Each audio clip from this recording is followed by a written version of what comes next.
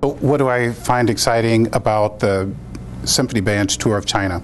Well, one is the experience that our students would have in China. China is a fascinating place, and as the university moves toward global education, this will certainly be an experience that our students will benefit from in the long run. Growing up, a recording that had a huge influence on me was a recording of Bernstein's New York Philharmonic Shostakovich Fifth. On the liner notes, there's a discussion of Bernstein's 1960 tour of Russia.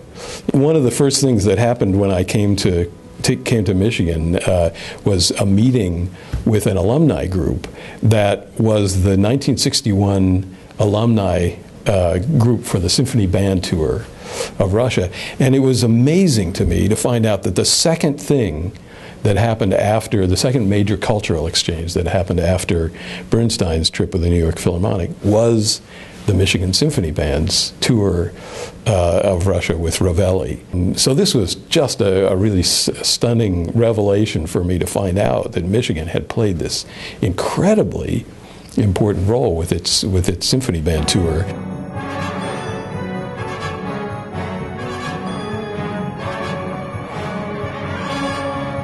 I think this is a big deal for this school, not only because it replicates the 1961 tour, but it makes a statement about who we are today.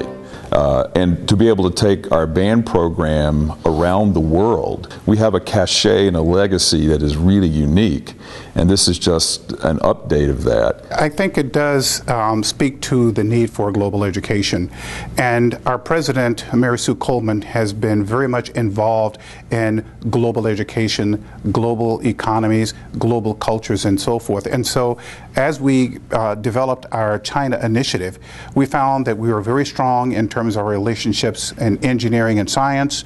And so for the University of Michigan to, first of all, launch this Confucius Institute that focuses on the arts, and then to follow up with this wonderful tour of China with the Symphony Band, puts us on the arts map in China. We set up this institute to promote Chinese arts and culture on campus and beyond.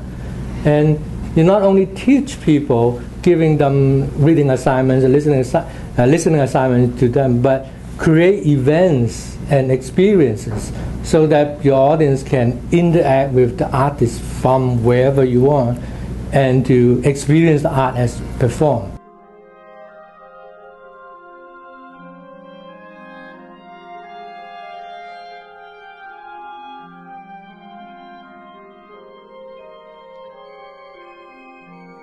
Several years ago, Christiane Amanpour was the commencement speaker at the University of Michigan, and I happened to run into her on the plane to Washington and talking about her reference to the arts in her remarks.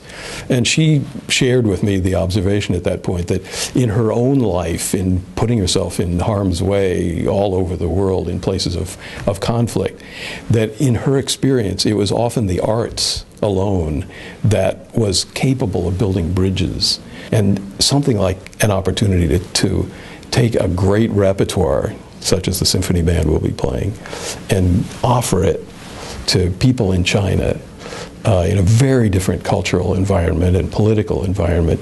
It's a huge opportunity for our students. So taking a symphony band to China and playing contemporary repertoire, and especially repertoire that was composed by faculty members here at the University of Michigan, is taking something to China that is brand new. And to be able to do that with the level of talent that we have in our symphony band will give people in China the highest level of performance that bands create here in the United States. And that gives us a chance to initiate, if you will, educate, but it also gives us a chance to reach out and understand what about music is truly universal. Really, it sounds cliche, but it's an opportunity of a lifetime to be able to go and be both a musician and a world citizen combined in the same experience.